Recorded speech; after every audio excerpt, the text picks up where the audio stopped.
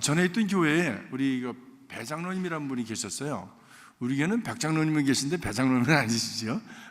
백장로님이라는 분이 계신데 아무튼 굉장히 열심히 일을 하시고 교회 생활도 열심히 하셨습니다. 아무튼 이 하와이 섬에 정반대쪽에 사시는데 오시려면 1시간 이상 걸립니다. 그것도.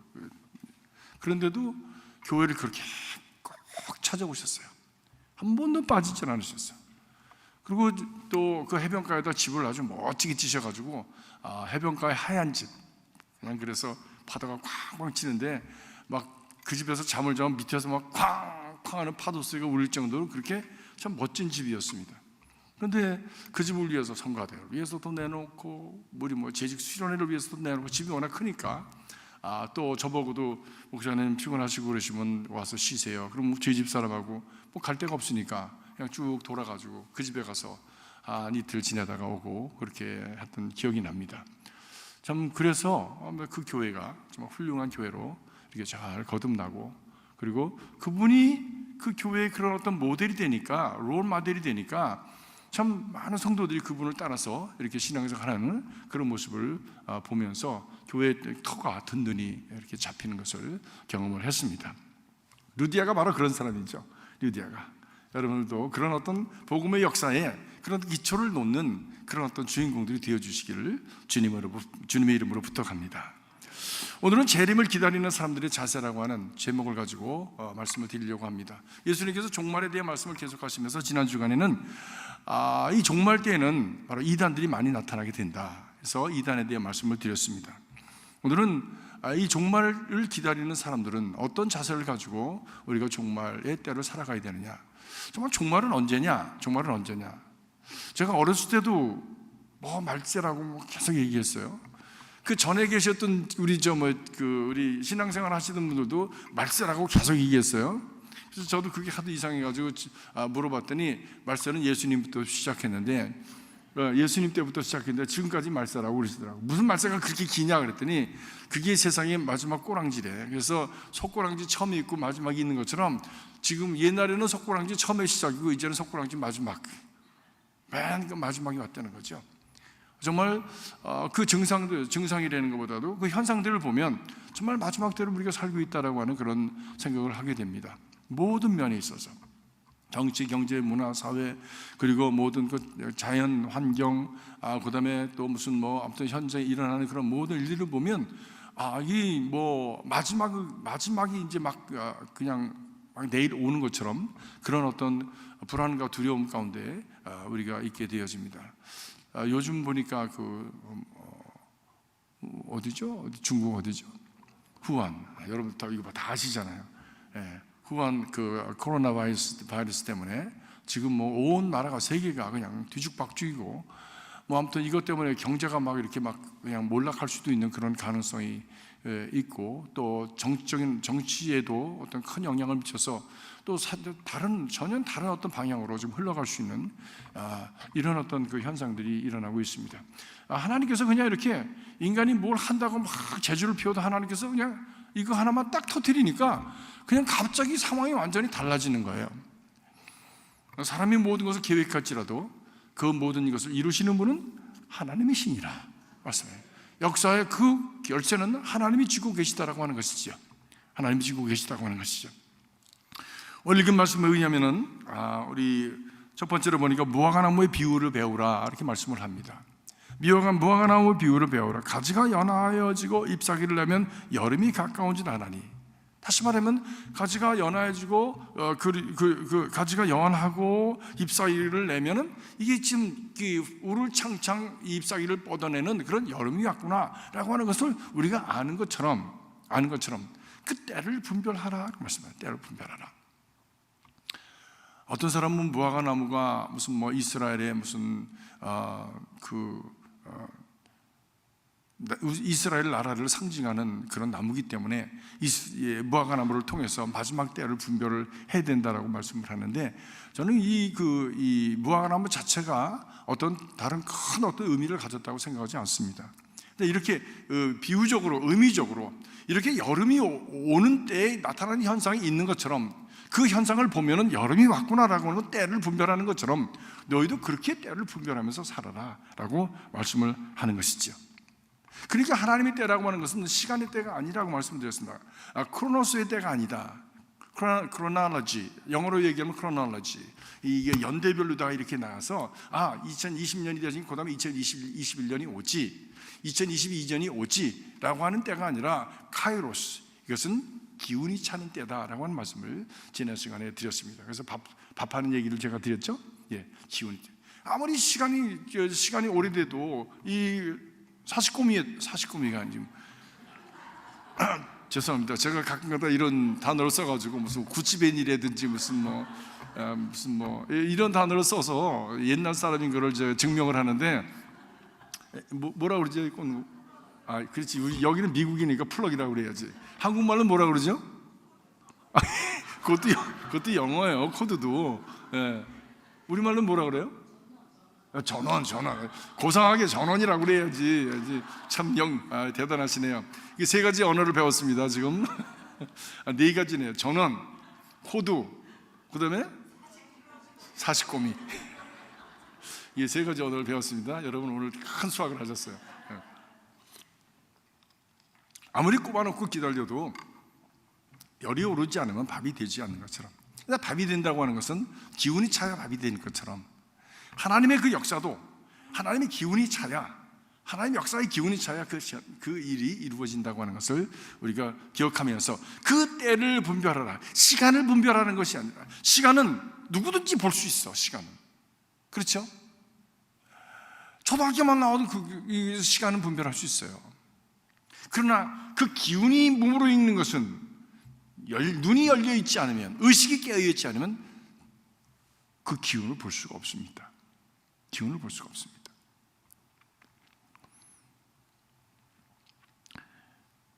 마치 무화과 나무가 이파리를 내면 여름이 왔구나, 이제 주님이 오실 날이 가까웠구나 라고 깨닫고 그를 위해서 준비하면서 살아라라고 하는 것이지. 기운면서 살아라. 종말은 여러 차원에서 종말이 옵니다. 개인적인 차원에서 종말은 옵니다. 저도 조금 전에 저희 장인어른을 이제 장례를 마치고 왔습니다. 젊었을 때의 모습을 보면 너무 미남이시죠. 정말 미남이셨어요. 다 이렇게 낡아지고 늙어지고 그리고 쇠퇴하면서 그 마지막에 와서 이제 흙에서 왔으니 흙으로 돌아갔어요. 믿음으로 살다가 땅에 심기었습니다. 씨 뿌리시듯이 심기였습니다. 이제 거기에서 부활의 때에 전혀 그 형상과 다른 새로운 모습으로 이제 다시 일어나게 될 것이라고 사도 바울은 말씀을 하셨지요. 누구에게든지 이런 종말은 오게 되어 있습니다. 나는 아니야. 그런 사람은 잠 깨세요. 잠 깨세요. 나는 그런 일 안 당할 거야. 철 드세요. 철 드세요. 철이 안 든 사람은 죽음은 남의 것이라고 생각하면서 살아갑니다. 그래서 죽음과 관계없는 것처럼 의식이나 생각이나 그 다음에 그 행동이나 이런 모든 것이 이 철이 안 들면, 다시 말하면 우리에겐 다 철이 있는 거예요. 봄에 사는 철이 있고 여름에 사는 철이 있고, 그렇죠? 가을에 사는 철이 있고 겨울에 사는 철이 다 있는 거예요. 그 철에 맞춰서 살아가야 철든 사람이에요. 근데 마지막 종말의 때 그 철이 있다는 겁니다. 그거는 믿습니까? 라고 제가 얘기한다고 해서 여러분이 믿습니다라고 얘기하는 거, 그것도 웃기는 얘기야. 왜? 그건 믿는 게 아니야, 아는 거지. 그건 당연한 팩트잖아요. 그거는 팩트잖아요. 근데 그것과 나는 관계가 없다라고 생각하는 사람, 그건 철을 살지 못하는 사람입니다. 철을 살지 못하는 사람이에요. 저는 어렸을 때 장의사차만 지나가도 막 도망갔어요. 코를 막고, 마치 그냥 요 코로다가 무슨 귀신이 싹 들어와가지고 저를 막 같이 장의사차하고 끌고 갈 것처럼 그렇게 막 두려운 마음 때문에 막 막고 그냥 눈을 감고 막 도망갔어요. 철이 없어 그랬죠. 철이 없어 그랬죠. 네. 여러분, 개인의 종말이 옵니다. 아무리 사랑하는 것을 내가 품고 있으려고 해도, 아무리 좋아하는 것을 내가 품고 있으려고 해도, 내가 생명을 받아서 내가 이것을 얻었는데 어떻게 내가 이것을 두고 가? 안 돼! 라고 하더라도 Come on 하면 가야 되는 거예요. 어떻게 할 수가 없어요. 그 때를 알고 준비하면서 살아가는 사람들, 그 사람이 바로 철든 사람입니다. 철든 사람입니다. 두 번째로 공동체의 종말이 있습니다. 어느 공동체에 있든지 영원한 것은 없습니다. 생각을 해보세요. 어느 공동체? 교회도 그 교회라고 하는 본질의 역사는 주님 오실 때까지 계속될 것입니다. 그러나 이 땅에 그러나 그 한 공동체로서 교회가 그 안에 주님께서 말씀하시는 생명력을 잃어버리면 그 교회는 죽습니다. 그래서 주님께서 말씀하시기를 내가 그 촛대를 옮기겠다 말씀하셨어요. 옮기겠다 말씀. 생명력을 잃어버린 그 공동체, 원래 그 공동체가 가져야 될 목적과 가치와 그리고 거기에 대한 열정과 그리고 핵심을 지켜내지 못한 공동체는 죽습니다. 왜? 거기에 있는 공동체에 속해 있는 사람들이 의미를 갖지 못하기 때문에 그 마음에 패션을 잃어버리죠. 가슴에 패션을 잊어버립니다. 유럽의 교회들이 그렇게 됐고 미국의 많은 교회들이 그렇게 됐습니다. 얼마나 많은 교회들이 앞으로 또 그렇게 문을 닫을는지 알 수가 없어요. 우리가 속해져 있는 우리가 연합감리교회 중에서도 우리 그 이스트 디스트릭에 속해져 있는데 작년도 연회 때 이 이스트 디스트릭에 있는 교회들 4개를 문을 닫는다고 그러더라고. 그래서 그걸 팔아야 된대요. 그럼 몇백만 불 또 이렇게 1,000만 불 이상 되는 그런 교회들이 되겠죠. 본질에 충실하지 못하면, 그리고 본질에 충실해서 거기에 대한 가치가 드러나도록 살아내지 못하면 공동체는 문 닫는 겁니다. 어떡하겠어요? 우리 교회도 마찬가지입니다. 우리 교회가 교회 본질에 합당한 그런 교회로서의 가치와 능력을 갖지 못하면, 교회라는 게 건물이 아니지 않습니까?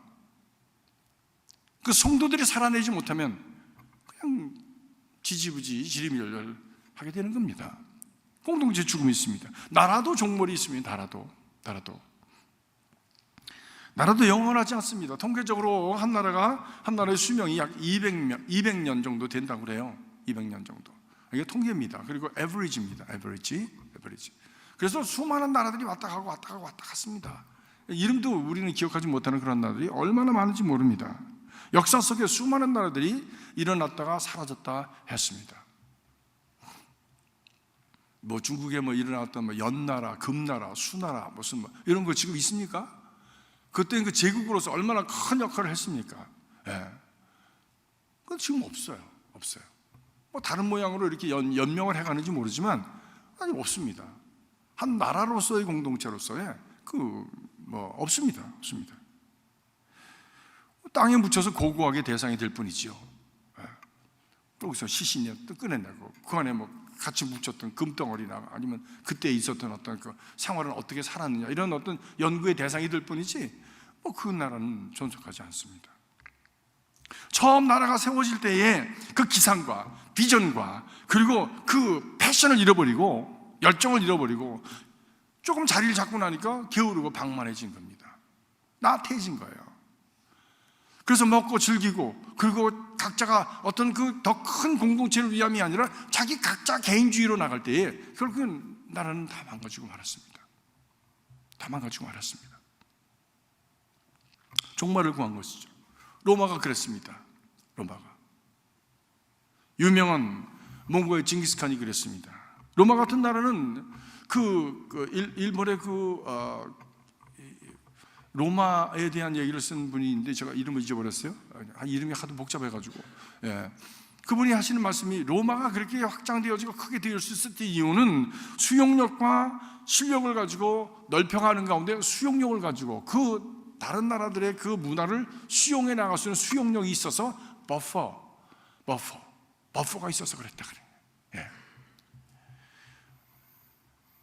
그래서 다른 나라 사람들을 수용해서 그 사람들과 똑같이 실력이 있고 능력이 있으면 똑같이 기용을 해서 자리를 주고 일을 할 수 있도록 배려를 해주고, 그래서 똑같이 자국의 백성들하고 똑같이 대접을 해주면서 그걸 자꾸 수용하면서 자리를 지경을 넓혀갔다고 하는 것이죠.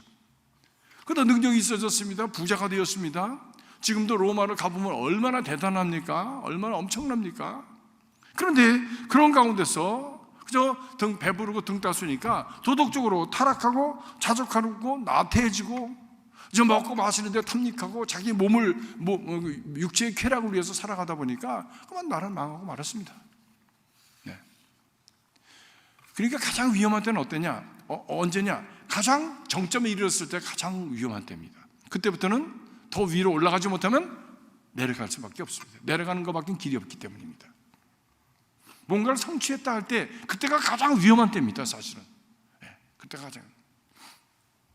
코비 브라이언트가 정말 아깝게 갔어요. 그렇죠? 우리 아들은 울더라고. 내가 죽어도 울 건가? 그래서 열을 내서 코비 브라이언트를 극찬을 하는 거야. 그래서 나도 또 아니라고 그럴 수 없으니까 나도 극찬을 같이 해줬지. 맞장구를 쳐주면서. 예. 근데 그 사람이 끝까지 그렇게 전설적인 그런 모습으로 살아갈 수 있었던 것, 그리고 끝까지 그 후진들에게 롤 모델로서의 사람들에게 존경을 받을 수 있었던 이유는 그가 정점에 이르렀을 때 게을르지 않았다는 겁니다. 대부분의 많은 운동선수들이 정점에 이르면 사방에서 그냥 이렇게 들어와서 무슨 모델 해달라고 그러고 무슨 인터뷰 하자 그러고 이래가지고 거기다 시간을 많이 쓴대요. 돈도 또 들어오니까 거기다 시간을 많이 쓰는데 코비 브라이언트는 그거 안 한 거예요. 그 시간에 가서 공 던진 거예요. 난 그거 안 해도 먹고 살아. 그거 안 해도 충분히 많아. 그거 안 해도 나는 충분히 유명해. 내가 왜 그걸 더 해야 돼? 내 본업은 이거야. 나의 본질은 이거야. 나는 여기에 충실해야 될 사람이야. 그래서 자기에게 충실한 거예요. 그래서 끝까지 자기를 지켜갔습니다. 배울 점이 많은 사람이죠. 참 배울 점이 많은 사람입니다. 정점에 올랐을 때 그때가 가장 위험한 때다. 몽골 징기스칸도 그렇습니다. 정복의 기상을 가지고 유럽에서부터 아시아까지 그냥 대한민국까지 왔잖아요. 그렇죠? 조선까지 왔잖아요.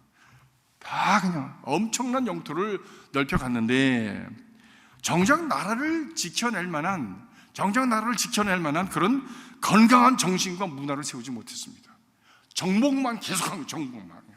그냥 항복이냐 아니면은 그냥 저항이냐. 항복하는 사람들 그냥 쓸고 가고 또 정하는 사람 무조건 그냥 다 도륙을 내고 간 거예요. 그냥. 네. 그래서 3대를 못 갔습니다. 3대를 못 갔습니다. 무너지고 말았습니다. 국가도 무너지고.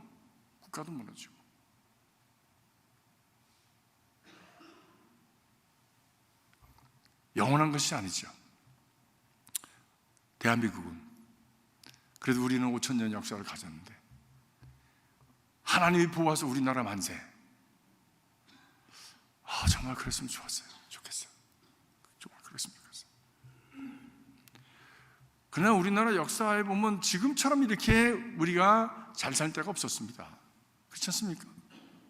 우리 모두는 가난한 것을 당연한 것을 여기면서 살았던 사람들이에요. 일부의 사람들만 부자로 살았고 대부분의 사람들은 다 가난하게 못 배우면서 살았던 우리 대한민국이었습니다. 그런데 지금은 웬만한 사람들은 다 잘 살아요. 물론 숨겨진 어떤 사람들도 있겠지만, 근데 이런 정말 국운이 정점에 달했을 때에 우리가 조심하지 않으면 그냥 떨어지는 것은 올라가는 것은 오래 걸리는데 무너지는 것은 순식간에 무너지죠. 와르르 무너집니다.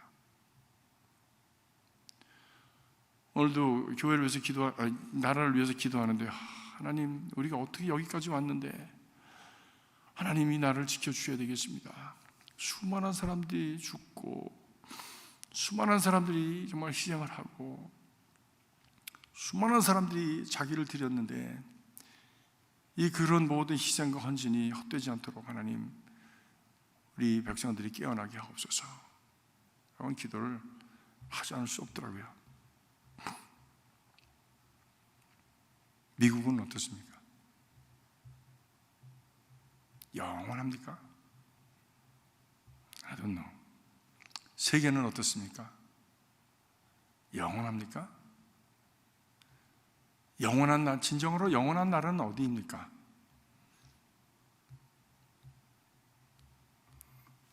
그런데 오늘 성경 말씀에 보니까 인류의 종말이 오는 그날이 오게 된다는 것이죠. 그날이 온다는 겁니다. 이제 무서운 말이고 듣기 싫은 얘기고, 그리고 어떻게 보면 또 듣기 싫음에도 불구하고 너무 자주 들은 얘기지만, 그러나 아직까지 그 일이 일어나지 않았다는 것은 아직까지 우리에게 기회가 있다고 하는 말씀이죠. 할 수 있는 어떤 길이 있다고 하는 얘기지. 그리고 우리가 아직 살아있다고 하는 것은 그것을 위해서 살아가야 된다고 하는 그런 묵시에 그런 어떤 명령이 그 안에 담겨 있다고 저는 믿습니다. 지난 30년 동안 지구상에 있었던 그런 그 생물들 중에 30%가 멸종을 했답니다. 멸종을 했다고 하는 것은 아예 없어졌다는 얘기죠.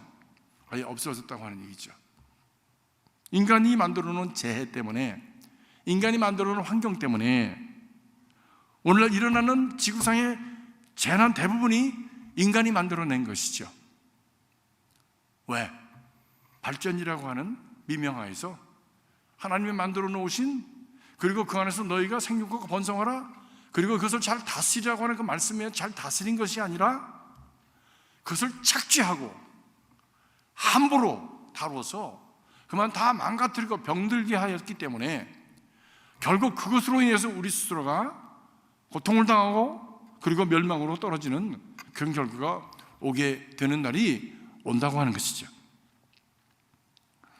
인간이 지구를 파괴함으로 말미암아 지구상의 온도가 올라가고, 그리고 그것으로 말미암아 우리가 과거에 경험해보지 못했던 그런 어떤 기후의 그 어떤 변화, 그리고 새로운 어떤 과거에 상상하지도 못했던 어떤 현상들이 마구 일어나고 있습니다. 남극 북극이 이제 막 녹아내리고, 그리고 과거에는 그 북극이나 남극에 땅 따먹게 하지 않았는데 그 밑에서 엄청난 그 지하자원이 나오기 시작하는 거예요.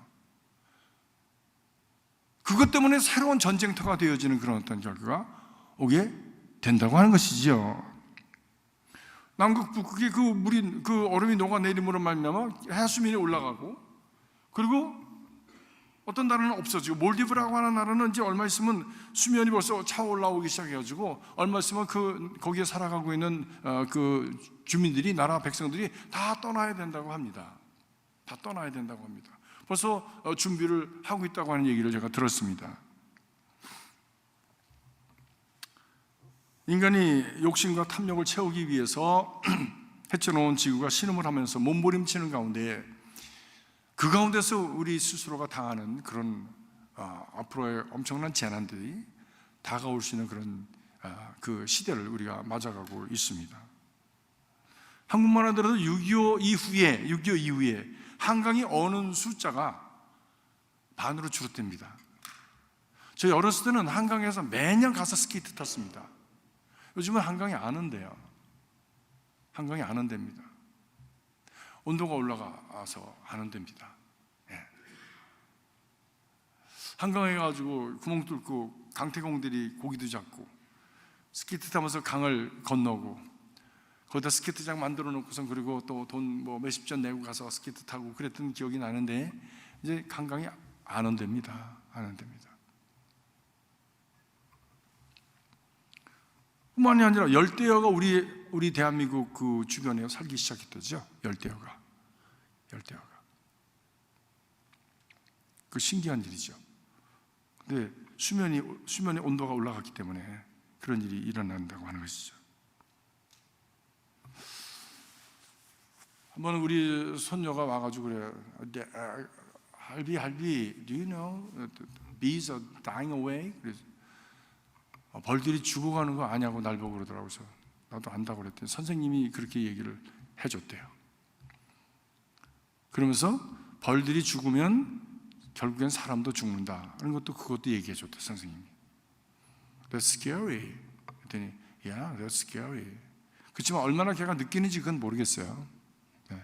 근데 그게 이제는 아예 커먼 센스가 된 그런 어떤 아주 상식이 되어지는 일반적인 어떤 사실이 되어지는 상황 속에 우리는 지금 살아가고 있습니다. 이런 어떤 현상을 보게 되거든. 너희들이 마지막이 가까운 줄로 알아라 라고 하시는 것이죠. 알아라 하는 것이죠. 이렇게 지구가 무너지고 어려움을 당하면 지올로지스트들, 지질학자들은 어떤 얘기를 하냐면 지구의 축이 23.5도를 기울어져 있지 않습니까? 이렇게 기울어져서 23.5도를 기울어져서 이게 자전을 하면서 공전을 하면서 이렇게 태양을 향해서 이렇게 돌잖아요. 돌면서 하잖아요. 이 공중 자전을 하잖아요. 그래서 뭐 밤낮이 있고 봄, 여름, 가을, 겨울이 있고 그런 거 아닙니까? 근데 이 축이 23.5도가 아니고 축이 바뀐다는 거예요. 그리고 남극과 북극이 이게 시프트를 하게 되면 이건 사람이 상상하지도 못했던 일이야. 엄청난 재난이 일어나는 거야. 엄청난. 어떤 재난이냐? 그런 시프트되고 각도가 바뀌는 가운데 막 화산이 터지고 그 다음에 지진이 일어나는 그런 빈도수가 엄청나게 커질 거라는 겁니다. 이건 사람이 어떻게 할 수 없는 겁니다. 어떻게 막아볼 재간이 없는 거예요. 재간이 없는 거예요. 근데 이게 다 누구 때문이냐? 인간 때문이에요. 인간 때문이에요. 우리가 만들어 놓은 거예요. 지금 우한 그 코로나 바이러스도 누가 만든 거예요? 사람이 만든 거래. 사람이 만든 거래. 사람이 만든 거래. 이게 참 인간이라고 하는 존재가 말입니다. 저만 그냥 아프면 되는데 모두를 다 아프게 하는, 모두를 다 힘들게 하는 거야. 근데 이렇게 지구가 열병을 하고 지구가 몸소리를 치게 되면 그 파동이 어디까지 미치냐? 이웃에 있는 별들에게까지 영향을 미치게 된다는 겁니다. 왜? 서로 간의 이 인력을 가지고 이렇게 딱 버텨서 텐션을 가지고 이것이 균형을 잃고 돌아가는데 지구가 몸부림을 치니까 저쪽에 있는 달들, 별들이 막 같이 요동을 치는 거예요. 오늘 말씀 보시겠습니다. 오늘 말씀 보니까 이렇게 말씀을 합니다. 24절, 27절에 이렇게 말씀해요. 그러나 그 환란이 지난 후에 그날에는 해가 어두워지고 달이 빛을 내지 않고 별들이 하늘에서 떨어지고 하늘의 세력들이 흔들릴 것이다. 이게 뭐야? 별들, 달들이 이것이 그 우주적인 차원에서 이것이 영향을 미쳐가지고 이런 혼돈이 일어나게 되어 있는 것이에요. 그때가 인자가 큰 권능과 영광 가운데 구름을 타고 오는 것을 보게 될 것이다. 우주가 흔들리는 그런 어떤 현상이 일어나게 될 때 그것을 누가 막을 수 있겠습니까? 별이 흔들리는 것을 누가 막을 수 있겠어요? 그거는 진정한 종말이 오기 때문에 그때 바로 하나님이 오시는, 그리스도가 오시는 때가 될 것이다라고 하는 것이에요. 그런데 그때의 천사들을 보내어 땅끝에서 하늘 끝까지 사방에서 선택된 사람들을 모을 것이다 그랬습니다. 오 마이 갓. 아마 이걸 휴거를 말씀하는 것 같아요. 그렇죠? 사방에서 선택된 사람들을 모을 것이다. 그래서 그런 어떤 재난과 혼돈이 있을 때에 그 재난과 혼돈 속에서 어려움을 당하지 않도록 하나님께서 특별히 관리하시는 사람들. 이번에도 보니까 우한에 갔던 사람들 뭐 또 미국 비행기로 날아가 실어 날아가지고 지금 미국 온태리오로 왔대네. 나 금방 들었어. 근데 조금 아까. 우리 옥성환 우리 형제가 가르쳐줘서 알았어요. 몇 명이라고? 240명이 비행기 타고 우한에서 와가지고 지금 그 경락고로 그냥 쫙 들어가서 거기를 완전히 수용소로 만들어가지고 지금 거기서 특별 관리하고 있답니다. 한국에서는 오늘 특별 전세기를 해가지고 600명을 데리고 간다 그러는데 데리고 오면은 어떻게 할지 잘 모르겠는데 미국은 그냥 벌써 12년 전에서부터 그걸 갖다가 연구를 해가지고 이런 일이 생길 때 이렇게 하자 해서 이미 다 마련을 해놨었대요. 그래서 비행기가 오면 딱 경락고로 들어가서 경락고를 수용소로 만들어서 거기서 다 병원도 있고 아무튼 샤워 시설 그 사람들이 지낼 수 있도록 완전히 그렇게 다 해냈대네. 한국은 분명히 오면요 그냥 내려 해가지고 통과하고 뭐 이러면서 뭐 어디로 가 뭐 버스 타가지고 가가지고 뭐 이런 일을 할 거예요 분명히. 네, 어디 병원으로 가자 그래. 그 동안에 다 흘리는 거지 뭐 여기다 흘리고 저기다 흘리고 그래. 그래서 또 그냥 뭐 또 많은 사람들이 또 어려움을 당하게 될지도 모르죠.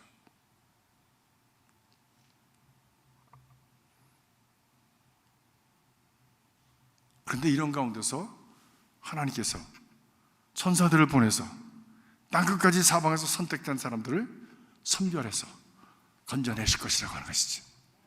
하나님께서 여러분들을 보호하시길 주님의 이름으로 축복합니다. 성령께서 여러분들을 붙들어 주시길 주의 이름으로 축복합니다.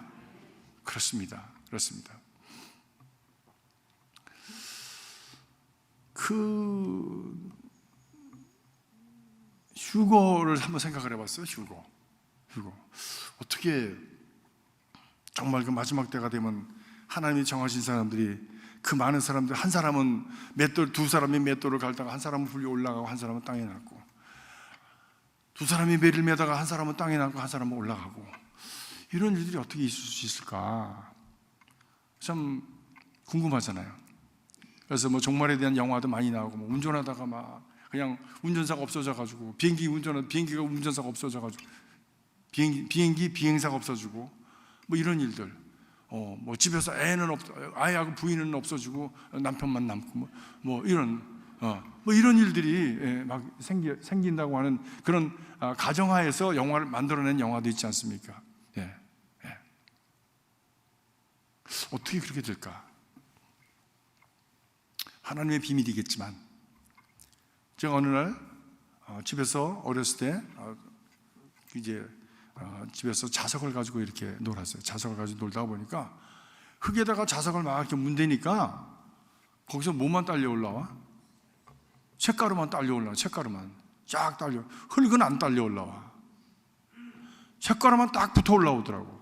신기하다. 하나님이 만드신 것 중에는 이렇게 특별한 것들만 선별적으로 골라낼 수 있는 능력이 있구나.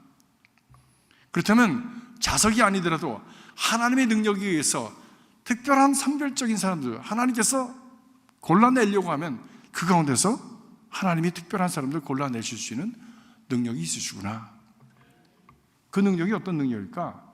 하나님의 영적인 능력이고 그리고 거기에 붙어 올라올 수 있는 힘은 어떤 힘일까? 바로 예수 그리스도를 믿는 믿음인 줄로 믿습니다. 예수 잘 믿으시기 바랍니다. 근데 이런 가설, 제가 얘기한 건 이제 가설이죠. 이건 진짜일 수도 있고 아닐 수도 있는 거예요. 성경에 나와 있는 게 아니에요. 성경은 그냥 단지 그 말씀을 던지기만 했어. 종말이 때가 되면 이런 일이 일어난다. 천사들을 보내서 보호하시는 일이 일어난다. 거기에 대한 그 디테일한 거는 안 적었잖아. 그러니까 많은 얘기들이 있게 되는 것이죠. 많은 얘기들이. 그러나 우리가 이렇게 되든 저렇게 되든 하나님이 하시는 일이니까 우리가 할 바는 무엇이냐? 바로 믿음으로 예수 잘 믿는 일입니다. 예수 잘 믿는 일이에요. 근데 보니까 이 자석에도 말입니다. 색가루도 진짜 색가루가 있고 새낀 게 있잖아. 불순물이 새낀 것들이 있어. 그런 거는 딱 안 붙어. 끄트머리 조금 붙었다가 떨어져. 이렇게. 끄트머리 조금 붙었다가 떨어져. 이렇게. 그래서 이것 봐라. 이것도 또 우리 신앙도 불순물이 새끼면 안 되는 거예요. 성경은 계속해서 우리한테 섞이지 말아라. 구별된 삶을 살아라고 말씀하지 않습니까? 그러니까 하나님은 비빔밥을 싫어하세요. 섞는 걸 싫어하시는 거야. 그래서 구별해라고 해서 쪽갈라진 것들 먹으라고 하시고, 근데 그거 다 뭡니까? 실제로 쪽갈라진 걸 먹으라고 하는 의미가 있는지 난 그건 잘 모르겠어요. 돼지도 먹지 말라는데 너무나 잘 먹잖아 우리가 돼지고기도. 이거 다 지나간 얘기고, 거기에 대한 내용은 구별된 삶을 살아라. 구별된 삶을 살아라. 무엇으로 구별됐느냐? 예수로 말미암아 구별된 삶을 살라고 하는 것이죠. 그렇죠? 여러분 돼지고기 많이 잡수세요. 괜찮습니다. 그러나 우리의 심령은 예수로 말미암아 구별된 삶을 살아라. 거룩한 삶을 살아라. 거룩한 삶을 살아라. 그것이 마지막 때를 이겨낼 수 있는 능력이 되어진다. 능력이 되어진다. 하나님이 역사하실 수 있는 통로가 되어진다라고 하는 것이죠. 통로가 되어진다. 그런데 오늘 후반에 하시는 말씀이 그 때는 언제냐, 정확한 때는 언제냐 모른다는 거예요. 정확한 때는 하늘의 천사들도 모르고 예수님 자신도 모르신다고 말씀을 하셨지요. 단지 때를 분별해라. 때를 분별해라. 그 때를 분별하는 것은 우리 여성분들이 아이 낳는 거 때를 분별하는 것도 같습니다. 애가 나오는 건 분명하잖아. 근데 언제 나옵니까? 듀데이시 와야지. 근데 듀데이시 언제 몇 시에 나와? 모르잖아. 근데 그때가 오는 거예요, 반드시. 그때 와시는 누구만 알아? 의사가 알아? 몰라요, 의사. 애기면 자기 본인이 합니까? 몰라요. 난 다 아는 줄 알았어. 네. 여자들은 자기가 자기 자식을 길리니까, 배에서 길리니까 다 아는 줄 알아. 모르더라고. 근데 짜장면 먹으러 가자 그러고 무슨 먹고 싶은 것을 먹고 힘내서 잘 난다 그러고 그죠? 그런데 그때 와시는 있잖아요. 분명히 있잖아요. 그래서 여기 있는 저와 여러분이 다 여기 세상에 나온 거 아닙니까? 그 말씀, 하나님만 하시는 때가 오는 거예요. 하나님만 오시는 때가. 그래서 오늘 하시는 말씀이 깨어 있으라. 오늘 그 짧은 말씀 중에 33절, 34절, 35절, 37절 이 짧은 구절에 깨어 있으라는 말씀이 4번 나옵니다. 계속해서 깨어 있으라. 그러므로 깨어 있으라. 그러므로 깨어 있으라. 그러므로 깨어 있으라. 그러므로 깨어 있으라. 깨어 있으라.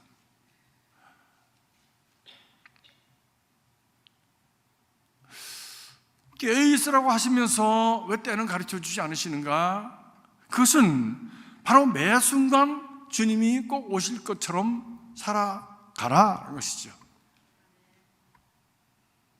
그 시와 때는 자기 생명인데도 자기 생명이 언제 갈는지 자기가 모르잖아요. 자기가 몰라. 그래서 마치 영원히 살 것처럼 지금 막 이렇게 번복을 사고 살다가 조금 이따 가서 그 자동차 사고 나가지고 그냥 떠나는 분들도 있지 않습니까? 정말 오늘을 마지막처럼 산다고 하는 것은 어떻게 사는 것일까? 내 호흡이, 내가 호흡할 날이 이제 하루 남았다면 나는 이 하루를 어떻게 쓸까? 이 하루 동안에 나는 어떤 말을 걸러내서 가장 중요한 말을 할 것이며, 이 하루 동안에 나는 무엇을 내가 해야 가장 소중한 것을 할 수 있을까? 그걸 걸러낼 것 아닙니까? 걸러내서 할 것 아닙니까? 전에도 한번 말씀드렸지만 집에서 불이 나니까 내가 뭘 가지고 나가야 되는지 결정해야 되더라고. 마지막에 오는 거예요. 저기 시뻘겋게 불이 막 와. 그러면서 경찰들이 와서 빨리 나가라고 막 소리가 들리는데, 이거 그냥 나갈 수는 없으니까 뭔가 가지고 나가야 되잖아요. 중요한 거를. 근데 그때 결정해야 돼. 뭐가 내가 중요해. 그때 그 사람의 가치관이 드러나더라고요. 그때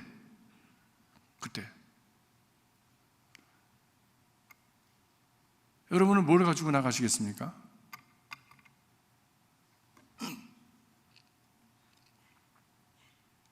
한번 생각해 보세요. 지난번에 기도원에 갔을 때 저희가 죽음에 대한 그런 공부를 했다고 말씀을 드렸는데, 그 공부하는 중에 한 가지 실습을 한 게 있습니다. 이만큼 뭘 이렇게 페이지에 적어가지고 이만큼씩 하나씩을 줬어요. 그러면서 보니까 거기에 좋아하는 음식, 무슨 좋아하는 친구, 무슨 그다음에 여러 가지 이제를 썼어요. 근데 죽음이 오면 맨 끝에 있는 것도 하나씩 다 정리를 해나가는 거예요. 내가 좋아하는 음식도 못 먹어. 좋아하는 내가 옷도 내가 못 입어. 다 뜯어서 버리는 거야. 하나씩 다 버리는데 마지막에 남는 게 뭐냐면 내 사랑하는 가족이 남는 거야. 그래서 죽음은 가족도 결별하는 겁니다. 가족도 버리십시오. 종이짝에다 가족이라고 적은 거거든요. 이걸 못 버려, 다. 이걸 못 버려. 못 버려. 이렇게 들고 있는 거예요, 그냥. 그 어느 목사님이 울더라고, 막. 저 사람이 진짜 우나? 그러나 잘 봤더니 진짜 울더라고. 진짜 울더라고. 그러면서 나중에 본인이 고백을 하는 게, 이 죽음이 와서 가족도 버려야 된다고 하니까 너무너무 가슴이 아프더래. 이 가상적인 그런 상황인데, 근데 너무너무 아프더래요. 그 다음에 맨 마지막에 남는 게 뭐냐면 자기야, 김낙인. 자기 하나 딱 남아.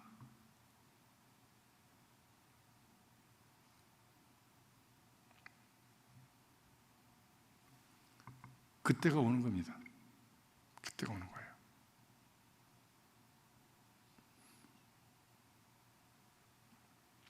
우리가 마지막 때가 올 때 가장 중요한 것이 무엇일까? 그것을 선별해서 살 터인데, 그거를 미리 정리를 잘 해놓으셔야 됩니다. 그래야 그 마지막 때에 혼돈되지 않고, 버벅대지 않고, 그리고 방황하지 않고, 바로 결정을 한 것을 따라서 지혜롭게 살아갈 수가 있습니다.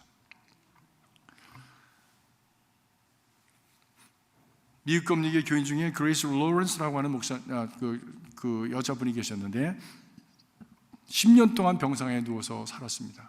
그러니까 죽을 날이 늘 가까운 거예요. 죽음이 늘 그분의 얼굴 앞에 와 있는 거예요. 그런데 그분이 그래도 내가 내일 죽는다고 할지라도 오늘 내가 해야 될 가장 가치 있는 일, 내가 할 수 있는 일을 해야 되겠다. 그렇게 마음을 먹고 그분이 이렇게 살았습니다. 그렇게 산 지가 10년을 살았어요. 하루하루를 산게. 그분이 어떻게 살았냐면 자기가 편지하고 전화하는 걸 할 수 있겠더래. 그래서 누가 착한 일 한 것이 신문에 나면 그분에게 전화를 걸어서 칭찬을 해줬답니다. 이런 일을 해서 너무 우리에게 위로가 되고 너무 소망이 됐습니다. 감사합니다. 누가 자기 병상을 찾아주면 자기 병세에 대해서는 언급하지 않고 그 방문자를 기쁘게 해주기 위해서 그가 자기에게 있었던 좋은 일들, 그 소망찬 얘기를 그분에게 해주었답니다. 그러면서 하루하루 산 것이 10년을 정말 가치 있고 아름다운 삶을 살아냈다고 하는 거예요. 한 번은 제가 워싱턴에 있는 교회에 집회를 갔어요. 당시 조용진 목사님이 계신 교회에 갔는데 교회 역사가 70년 이상 됐습니다. 근데 미국에 오신 지 일찍 드신 분들이 많이 계셨어요. 그 당시 벌써 한 50년 교회를 섬긴 분들이 여러 분 계시더라고요. 근데 그 중에 김승훈 장로님이라고 하는 이제는 돌아가셨어요. 그런 분이 계신데 그분이 전에 한국군의 보급 총사령관이었어요. 보급 담당 총사령관이었어요. 근데 박정희 대통령하고 같이 이렇게 공부도 하시고 그리고 박정희 대통령도 선배였습니다. 그래서 박정희 대통령이 그분한테 자기를 좀 도와달라고 그러는데 나는 국가를 배반할 수, 그게 혁명이니까 국가를 배반할 수 없다고 그랬더니 그러면 형님은 외국에 나가 계십시오. 우리가 일을 치를 겁니다. 그래 나가라고 그래서 미국에 일찍 혁명 전에 이제 와서 와보니까 미국에 와서 살려니까 어떻게 해야 될까. 그래서 다시 그분이 학교에 들어가서 공부를 시작하고 그리고 미국에서 PhD까지 마쳤습니다. 그 당시에 벌써 80이 넘었습니다. 그런데 무엇이 가장 중요할까? 그만큼 살았으니까 이제 인생에 무엇이 가장 중요할까? 이제는 다 알았잖아요. 또 알아야 되잖아요. 그걸 모르고서 80까지 살았다면 좀 문제가 좀 심각하지. 그래서 그분은 80이 넘어 되어 있는 그 나이지만 여전히 속장기를 보고 계셨어요. 속장기를. 근데 사람들이 그분을 다 존경하는 거야. 왜? 사회적으로도 훌륭하고 학문적으로도 뛰어난데도 불구하고 그렇게 다른 사람을 섬기는 거예요. 그러니까 더 존경스럽죠. 집회에 한 번도 빠지지 않으세요. 늘 앞자리에 앉아 계셔. 정성을 다해서 예배를 드립니다. 각종 훈련에 다 참여합니다. 그리고 무엇보다도 그 목사님 하시는 말씀이, 목사님, 저 장로님은 일주일에 한 번은 꼭 교회 화장실 청소를 하십니다. 화장실 청소한대. 그러니까 그분이 말하지 않아도 그분한테 오라가 생겨가지고 그분이 이렇게 지나만 가도 젊은 사람들이 다 감히 범접을 못하는 거예요. 그 존경심 때문에. 하나님이 부르실 때가 언제인지 모르지만 그때가 가까이 온다고 하는 것을 알면서 내가 할 수 있는 최선의 것이 무엇일까? 라고 하는 것을 분별하고 가장 중요한 핵심 가치를 위해서 오늘을 살아가는 바로 그 삶, 그것이 종말론적인 삶이다 라고 하는 것입니다. 종말론적인 삶.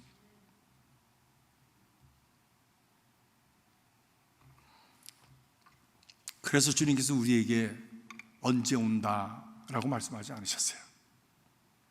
왜? 가르쳐주면은 그때까지 실컷 띵까띵까 먹고 마시고 지 마음대로 살다가 바로 1분 전에 딱 하나님 나 회개할게요. 그래서 딱 하고서는 딱 할 거 아니야?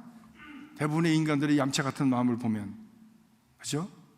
그래서 언제 올지 몰라. 언제 올지 몰라. 항상 깨어 있어야 돼. 준비해야 돼. 라고 주님께서 우리에게 말씀하셨습니다. 근데 그것이 우리에게 가장 좋은 말씀이에요. 그것이 우리로 하여금 가장 지혜롭고 아름답고 복된 삶을 살아갈 수 있도록 우리를 성숙시켜주는, 그리고 거룩하게 사는 길을 성화시켜주는 바로 그 말씀이 되는 줄로 믿습니다.